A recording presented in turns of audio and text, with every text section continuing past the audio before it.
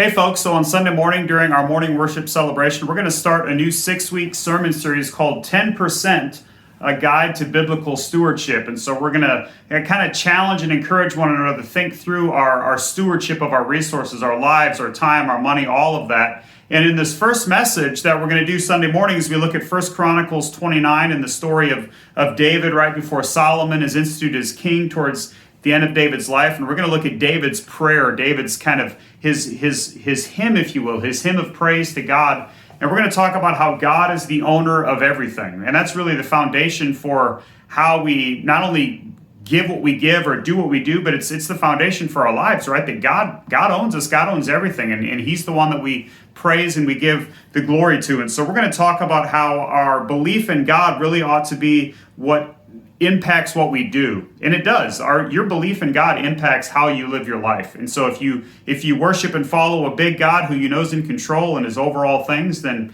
you're going to live a certain way. You're going to seek to honor and glorify Him. Whereas if you kind of think God is compartmentalized and, well, I'll give God my Sundays, but I don't want to give my Monday through Saturday, then you're not going to live in a way that honors God. And so we're gonna look at that and look at David's example, some incredible principles to live by as we consider David's example of praise in 1 Chronicles chapter 29. And so we're going to talk about these essential responses to God's absolute authority. God is in control. God is the one who has authority over our lives.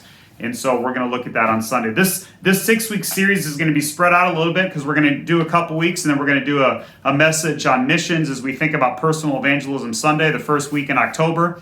And then we'll have a couple more weeks and then we'll have a couple special messages or kind of offshoots of this. So it's not all going to be this over the next 6 weeks. We're going to split it up, but I hope to see you Sunday for our call to biblical stewardship. Looking forward to it.